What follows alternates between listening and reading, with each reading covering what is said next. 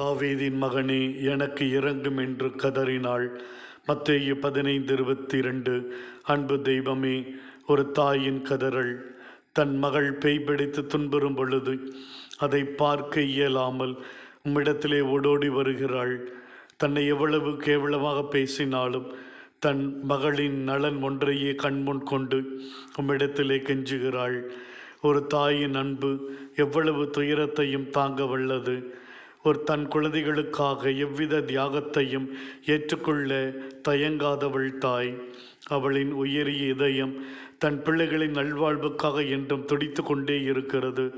அதைத்தான் கனானிய தாய் செய்தாள் என்று நாம் சிறப்பிக்கிற புனித மோனிகா. இந்த அன்பு தாயின் உள்ளம் தன் மகன் அகஸ்தீனாரின் நல்வாழ்வுக்காக, மனமாற்றமிகு வாழ்க்கைக்காக, கடவுளின் தூய பிள்ளையாக வாழ்வதற்காக துடித்தது. விடாது ஜெபம், கண்ணீரோடு கூடிய மன்றாட்டு, பொறுமையாய் வாழ்ந்த விதம். ஒரு தாயின் வேண்டுதல் ஒரு பொழுது வீணாய் போய்விடாது. தன் மகனை அவர் மீட்டு கொண்டார். ஆண்டவரே, இன்றும் எத்தனையோ தாய்மார்கள் தங்கள் பிள்ளைகளின் நல்வாழ்வுக்காக திருமண காரியம், வேலை வாய்ப்பு, படிப்பு, எதிர்காலம், குழந்தை பாக்கியம் என்று எத்தனையோ கருத்துக்களுக்காக செபித்து கொண்டிருக்கிறார்கள். அனைத்தையும் நிறைவேற்றி தாய்மார்களை ஆசீர்வதித்தருளும்.